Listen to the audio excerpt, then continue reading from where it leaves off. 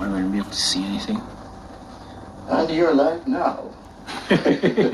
Great. All right. So, hello everybody.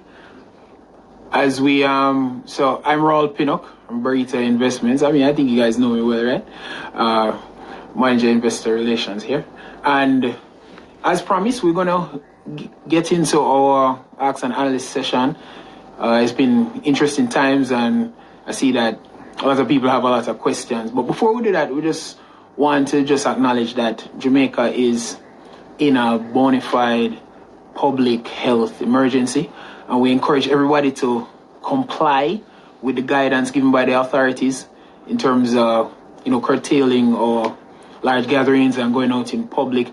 Encourage everyone to remember the vulnerable among us, in particular, senior citizens and people with pre-existing health conditions, just to all do our part to try and ensure the sustainability of our healthcare system and really the well-being of our fellow Jamaicans. We want to just acknowledge the public health workers and all essential service workers, really. We appreciate the effort that you're putting forward, and we are ready to support however we can. Yeah. So with that, let's get into the session. There are questions here. I could talk a little bit. If you hear a voice, don't worry about it. The bow tie not in front of the camera. This time he's behind you. He's going to be helping out with questions, etc. So it's not God. It's not God. Yeah, and I'm not crazy. I'm not talking to a wall, right? He's standing there. I promise you I can see him. But we are apart. Social distancing. Yeah. So he's socially distant away. So, well, Raul, before we start then, a question that everybody has been asking at this point is, Jamaica last year would have been just the jewel in the Caribbean. Everybody was excited about it. In 2018, #1 stock market in the world. Debt is low. We're seeing consecutive growth. Unemployment is at a low. There's just a lot of things there as far as expenditure high. And then now, in 3 months or so, we're seeing 10 seconds. Well, it feels like 10 seconds. All of a sudden, things have changed. Yeah.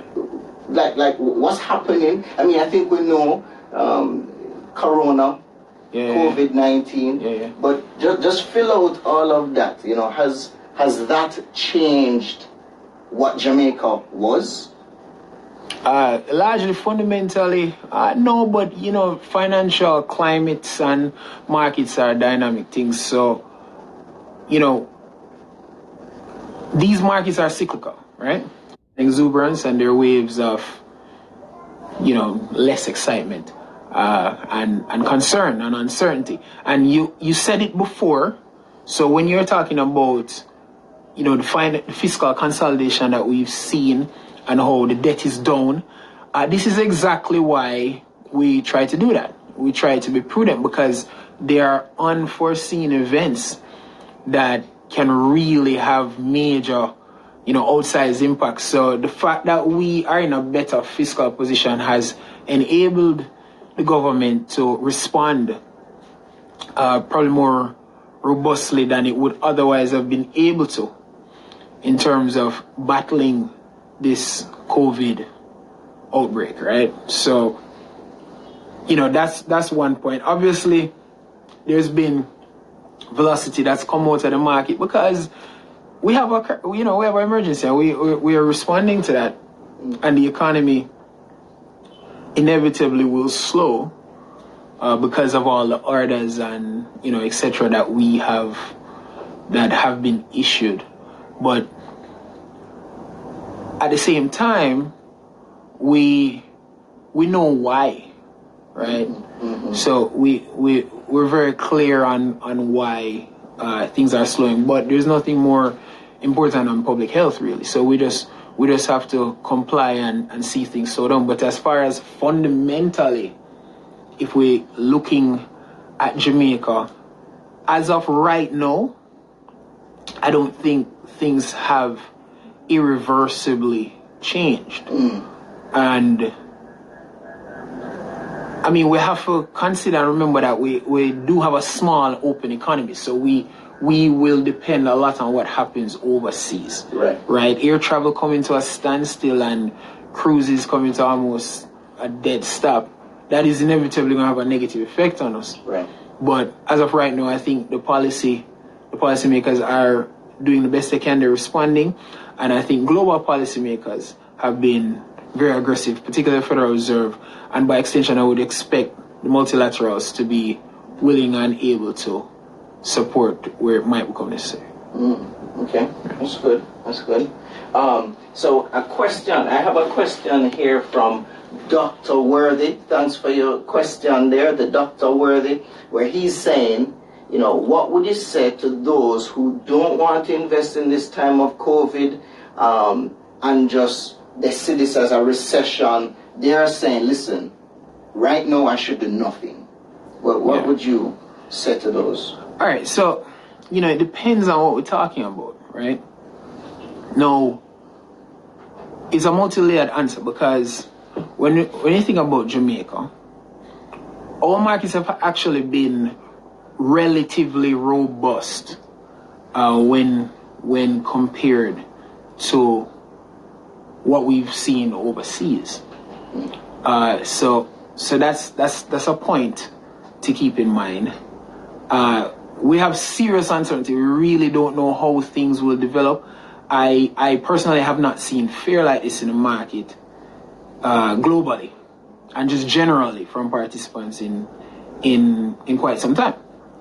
Now, that being said, one of the tenets of investing that I have learned, I think is useful, is to remember to be greedy when others are fearful, right? So the market, like we said before, being the cyclical animal that it is,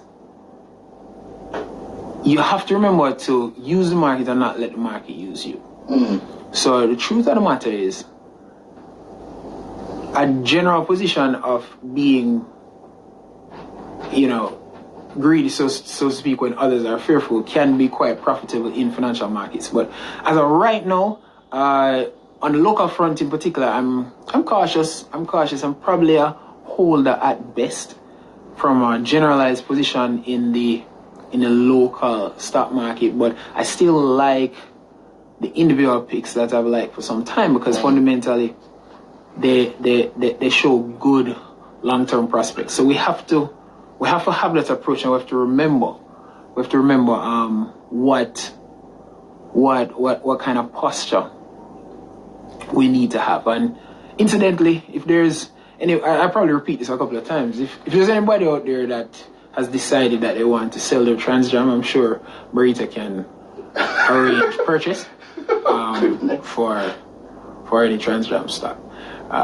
Yes. So again, what you're saying is, at its core, for sure, this is a time that we've not experienced before. So you need to be cautious. One of the things I'm sure you'd agree, before you invest or do anything, speak to a licensed financial provider.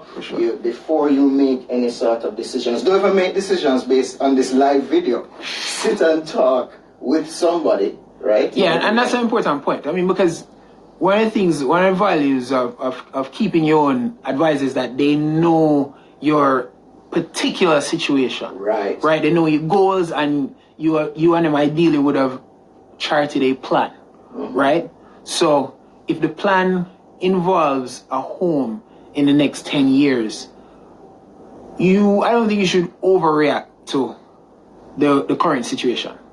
Now, if the plan involves school in the summer, I would have hoped that you would have been putting liquidity into place for some time, for the last year and a half to 3 years, which is the benefit of keeping close to one of the benefits of keeping close to a financial advisor. You really can chart a plan. I will say this though, Jamaica has a low penetration of stock investors. And given what has happened now, I'm telling you, for all the individuals that have been looking at stock market and saying, boy, I really should invest, I think it's a good idea. For all of those people, this is a gift, right? You really need to make arrangements, set things in order to be ready to invest once you and your financial advisors come to the go decision. Right? So as of right now, you need to have your hands on the money, you need to fill out forms, you need to come open accounts, you need to identify, what financial advisors you're going to reach out to. You need to meet with them, you need to sit down and come up with a strategy and timing for pulling the trigger. Because I think Jamaica's penetration I don't think it's 10%. So 90% of the people out there are not participating in the market. And you've been given this great gift. So, you should definitely seize it, because over the long run, stocks are not generally beat in terms of the common financial instruments. Right. So Raul, one of the questions that I saw here sent to us from a Nikisha Harrison. Thank you for your question. Hi, Nikisha. She asked, okay, what type of stock should I be investing in now? Before you even answer that, one of the things our analysts did, they were just talking about overall investment principles that you should have at this time, and they gave this three-legged principle. Mm-hmm. Invest for the long term. Yes. Contribute gradually to good, strong blue chip companies. Yeah. And diversification. That's something they were encouraging. And they said three things they're looking for stocks: a strong balance sheet, so that's going to be a company that's liquid and has good leverage. Mm-hmm. They were saying they want to see consistent profitability, so they want to see revenues growing, but they want to see profits as well and how they're cutting costs. And again, blue chip companies, so that's your strong companies with sort of reputation and strong management. What would you say then falls into that in terms of the type of companies that you think could fit that bill? Well, I don't know if in this setting we want to get too much into specific names. I will say, though, mm-hmm. that, so one, generally speaking, the companies that I've liked in recent times have not changed much, and I speak a bit about that. But it's one of the things that's important is for you to really get with your financial advisor and really work out a plan. And what you're trying to do is identify companies whose intrinsic value, and that just means the price that a well-informed or all-knowing, so to speak, investor would pay, is departing from market quotes right now, or just give solid prospects into the future as a long-term hold. You want to get with your advisor to figure that out, to see where you can pull the triggers. As far as a host, we've spoken about NCB as a kind of blue chip, steady state Jamaican stock. We've spoken about, Panjam, Sajkor, the usual suspects. In terms of particular value, I've spoken on this for some time now. Epley Caribbean Property Fund. They're essentially a landlord. They're essentially a real estate investor, and they earn money they earn a return from the properties that they hold. It's largely commercial property. They have large exposure to Barbados, which the stock has paid a price for in recent times, just because of the difficult situation in Barbados. But when I look at a stock like that, I think it's steady. I'm comfortable with the ethos of the management, their approach to investing, and importantly, right now, that company is cash rich. That company is cash rich. So in this kind of an environment where things are very unstable and uncertain, strength of cash is something that's useful. And in the meantime, you could clip a dividend that approaches 8% on a US dollar basis. So okay. Are there any? I saw a question here from yesterday. Someone was asking, are there sectors then or industries, whether it be locally or internationally, that you would think is something to look at, you know, in this market? Yeah, well, it's funny you should say that, because as far as my interest and my posture, I think what's happening overseas is probably a bit more exciting than what we've seen locally, because the outbreak kind of centered far from our borders, and we've kind of seen that reverberate through financial markets. I mean, when I think about how markets are being priced, sectors like the cruise industry, that's of interest to me, because it understandably has come to almost a dead stop. But the question to ask is cruise dead forever?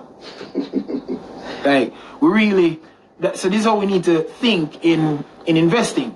So is grandma going to give up on that cruise when she retire? I mean, so, you know, Miss Mavis from when you used to go to prep school, she's been teaching for 400 years.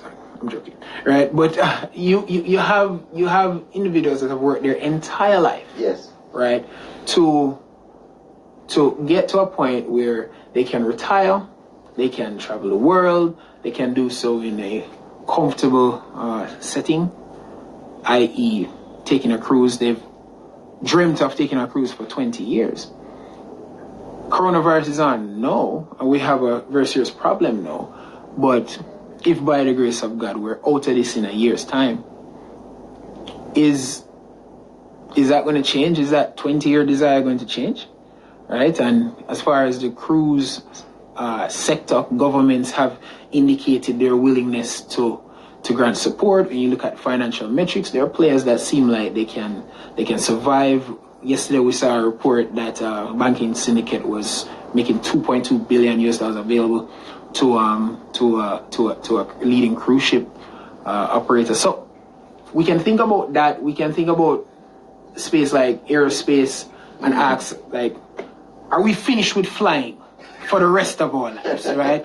You know, this thing happened, and, you know, from now on, if I go in Miami, I'm going to find down an alligator, right? You're going to swim? Yeah, I'm going to swim. I'm going to take a sea rat. Don't ask me what a sea rat is. I don't know, but the point is, that's how the market is pricing. Yes. Some of these instruments right now, that, like, they're finished, right? And I mean, this is a very risky prospect, a risky time, because you always have the risk of bankruptcy, in which case, like, equity holders get wiped out. But there are different kind of investments that can be made. They're bonds, they're stock. There's a broad-based investment in international markets. So the question is, again, you have to get with your financial advisor. But the question is, when you look at financial analysis and you look at the merits of the business itself, the finances of the business, and the economic context, and the public health risk, what is a good investment? And the truth is, I've seen dynamics that say, even if it's not right now, when we're in the teeth of the crisis, there is probably coming a time that will be opportune, and maybe even ideal opportunities to enter the market. Well, as we go on, as you think, Raul, I just want to remind that guys who are online, post your questions here. We would get to ask Raul that. So anything you have up here, just ask. I know one of the things someone had asked up here just a while ago was some of the common mistakes that people make when venturing into investing. She made the point that she knows it's very essential to talk to a financial advisor. But what are some of the common mistakes you're finding people making, or even making now, just during this time? What are some of the mistakes people tend to make in this time? Panic. Right. Yeah, panic selling. So, prices have moved down. I need to sell now. So they sell at the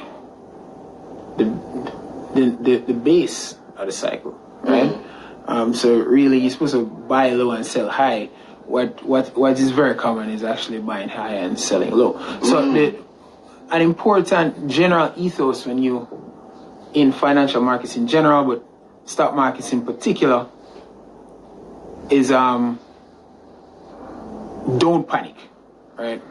That is a very common mistake and a bias towards activity, right? So everything is happening, you feel like you need to do something, but you just invested last month. So take a breather, call your financial advisor. There, a lot of the time financial advisors have to be psychologists as well. It's an 800 number I call. When I want to sell all my stocks in a panic, I call this 800 number. It's my financial advisor, and he talks me down. It's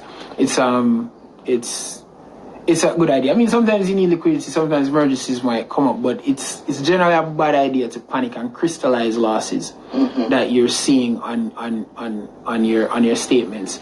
If you just started the investing program a month ago, 2, 3, 4, even if it was 12 months ago, now is not the time to abandon everything that you've spoken about. All that being said, remember, anybody that wants to sell their Transjam stock, I'm sure if you have no choice, I'm sure Berita can arrange such sale for you. I think Raul is just using that as a good example of probably another stock that people are interested in. But listen to what he said. He said, don't panic. I'm being honest. Panic sell. And that point you made is important, Raul, because you mentioned that you have goals. If you had certain goals, if you just started investing, would you say another principle or a mistake people would have is forgetting those goals? Because, as you rightfully said, if you had decided I'm investing in stocks this year or in the last 12 months, you should have had a long-term goal with that. And so that's something that is easy for people to forget. Would you say that? Yeah, for sure. Because it's jarring. I mean, it's emotionally difficult to see stock markets start to taper off, or even in some cases aggressively move low. So it's important to have that full conversation and understand the volatility that is inherent in stock markets in particular at the front end. And a financial advisor worth his salt. I'm sure if you sit down and you're saying, okay, this is 2020, I want to own my first home or my second home by 2025, 2028, 2030, there is going to be a plan. And, there are lots of different forms that I can take depending on your particular situation. But if we have that finish line, if you will, in 2028, we're going to start to methodically and systematically increase liquidity and reduce exposure to the stock market in 2025, right? To give you that runway to make a smooth entry. But there's no way you can sit down with your advisor and say, boy, I have a plan, I want to do this by 2028. And that's January. And in March, your conversation with your advisor, sell everything, sell it now. No, guys. I mean, let's just relax. Let's take a breather. Let's stick to the plan, right? Yes. No, man. That's important. That's important, Rod. I have a question here from. I'm not sure I'm pronouncing it right. I'm just gonna go ahead. It's a spicy girl, right? She wants to know. Tell me how the whole, like, let's say, income portfolio works, and I guess income funds. So you mentioned there's equity.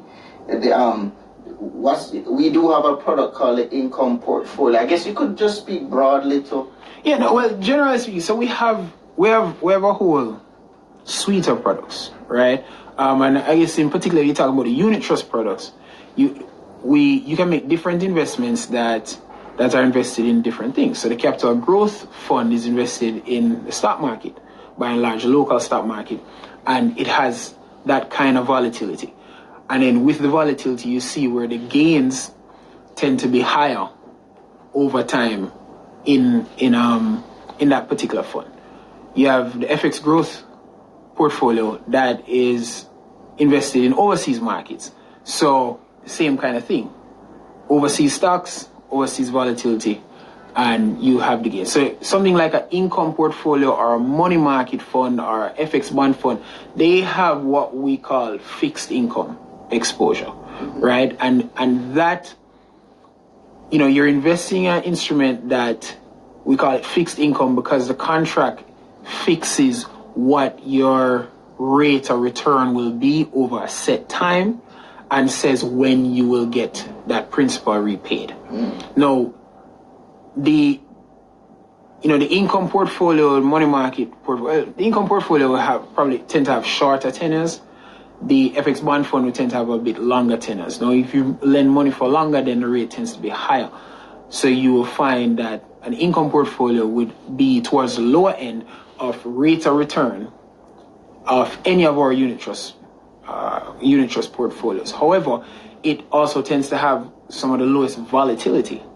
So you find that it's a more stable investment. But keep in mind that interest rates are very low right now, and interest rates are the big determinant of the returns that you're going to gain on fixed income. So for the price that you pay for that comfort and stability that the income portfolio will provide is a significantly lower nominal return over time than, say, something with stock or real estate exposure.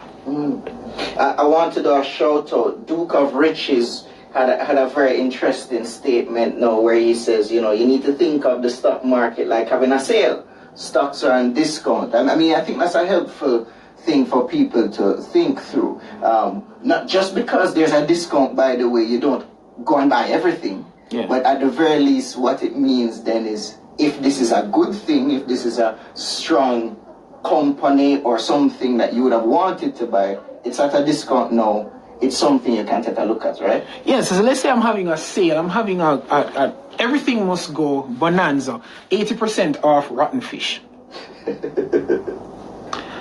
I don't know how interested a lot of customers would be in that. But if I'm going to give you 80% off a Mercedes-Benz, I would think I'd get strong demand. Now, the role of a plan is for you and your financial advisor to delineate and decide where you're going to place your money behind these quote-unquote sales in particularly stock markets, right? Because the truth of the matter is, you get paid as well as you do in the stock market because of the uncertainty that's inherent. So it's important for you to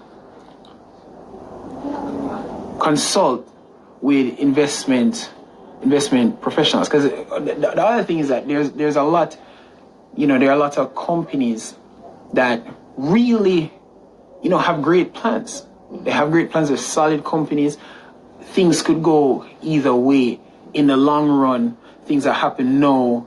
It's a dynamic environment, and whether or not coronavirus or what have you may breed X regulation, or this may happen in the forests of Indonesia that you might not necessarily be sure about or know about. It's the job of your advisor to be on top of that and be able to at least inform you as to what's going on and what has changed over the long term. Because sometimes stocks taper off because of long-term changes, and that we are very interested in, and that has a significant impact on how we're going to allocate our capital, right? But when there's generalized panic and everything is sold down, it's almost inevitable that there are going to be pearls, just absolute gems in the market. Gems, yes, of opportunity in the wreckage.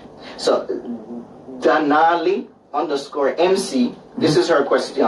How would you know when it's the best time to enter the market in terms of market lows? I guess she's asking about market timing. Yeah. You can ask God, right? But in all seriousness, market timing with precision is impossible. Impossible. Right? Yes. So again, that's why we look at stock markets through a long-term lens. So we really break it up into, I would suggest 5-year segments where we're looking and we're saying, so the thing about it is, if I try to predict every day how much water Wisynco is going to sell, or whether or not Grace will sell fruit juice. If every day I try to predict that with precision, I'm going to run into trouble. But I become much more comfortable with my forecast if I say over the next 5 years, Wisynco is going to sell some water.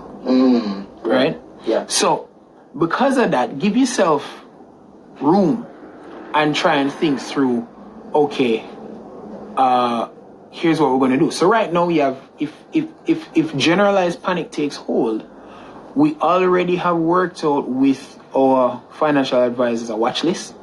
We already have worked out what represents value, and we're going to, over the next 3 to 6 months, be buyers of these particular stocks in size. And we're going to fill our portfolio with those particular stocks. And on that note, if anyone out there wants to liquidate their Transjam stock, I'm sure Barita can arrange sale of said securities. Raul being his troublesome self as usual.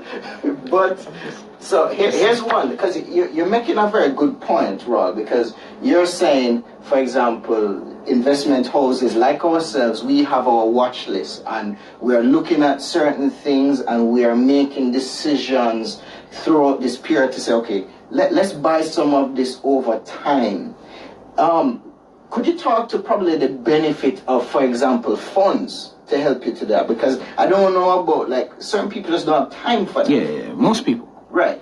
Most people. So, Barita has these unit trust funds that are professionally managed and really take a lot of the headache, the timing decisions, and the allocation decisions away from the clients, right? So, I mean, most of you are busy being superstars, you know. You're doctors and you're lawyers and you work in the bank and you have your business and you work at the store and you go to school, you know, and, you know, you work at a charity. You do all of these things that are full-time engagements. So it makes sense for the average individual to just invest some money with a professional manager that is going to listen to all of this mumbo jumbo that Raul is talking about and have a deeply technical analysis and long run plan and actually stick to it and benefit from, you know, great minds that think through these things all day. And what they do is just hand you a return, right? Over time, they just hand you a return. So that is definitely an option and should be part of most of, you know, the people watching this, most of your investment plans, because it really does, it's efficient because it saves you time and it saves you a headache. Yeah. And even when you say efficient, you're talking about, for example, having, let's say, $10,000 or $100 and you get exposure not just to one stock, but a wide range of stocks. So you get to do what, the diversification and some of these other things, right? Yeah. So what you might think is a small amount of money just became far more. It's been given breadth and depth as well, because when you come as part of an agglomerated pool of capital in, you know, a Barita capital growth fund, for example, or FX growth fund, what happens is those funds have reached that you as an individual with 10,000 Jamaican dollars to invest maybe wouldn't have, right? And the same is true for the fixed income and of course real estate fund. Yeah, no man, that's good, Rod. So we didn't want to let this live be too long. Our goal is to continue to have these live sessions so that as time goes along, you can connect with Raul and different people. Any closing thoughts you have, Raul, that you wanted to just make concerning things? Yeah, I would just say, listen, the most important thing in this time is really for everybody to keep safe, right? And try to preserve your health as best as possible. But in terms of our work and what we do, it is an exciting time for investment. I mean, if you have an investment plan or if you've been thinking about it or you want to, now is the time to get with your financial advisor today, because you need to make a plan, execute a plan, or draw up a plan, right? Or you know, start to prepare for that, because with everything that's going on, we definitely need to know what what's driving it, how we're going to respond from an investment point of view. So it's investment. It's interesting times, and I think definitely we're going to have some huge opportunities coming up. And I mean, just incidentally, if anybody wants to sell their TransJam stock, I'm sure Burrito is willing and able to arrange said sale for you, right? Be safe, guys, and you take care. Well, and on that note, always speak to an investment advisor before making any decisions. If it has to do with TransJam, don't talk to Raul. But hey, actually, maybe let's go a lighter question. Sure. So, I read a meme today about someone saying, it is hashtag homeschooling now. If you see my child outside, don't be alarmed and don't get into my business. We are doing a fire drill. And so I guess this is for the homeschooling mothers and fathers who have to do this balance of working at home and then realizing, wow, teachers are angels because they have to deal with this whole time. And a bigger scale. How has it been for you? So, balancing working at home. Any advice you have for people who have to be figuring that out? Sure. Pray to the Lord. Right? Where does your help come from? My help cometh from the Lord. So I imagine it's been a quite easy time. I think that's what you're saying. No. It's been quite a challenge. And I mean, hats off to the teachers of Jamaica. Big up, yeah, we really want to end that way. Big up to all the teachers. We really appreciate the work that you do for our nation and our children. A lot of us clearly have realized that we can't manage, and next year when it's Teachers Day or whenever it's Teachers Day, only can expect some big presents. Big up. All right, folks, we're out. Yeah, all right.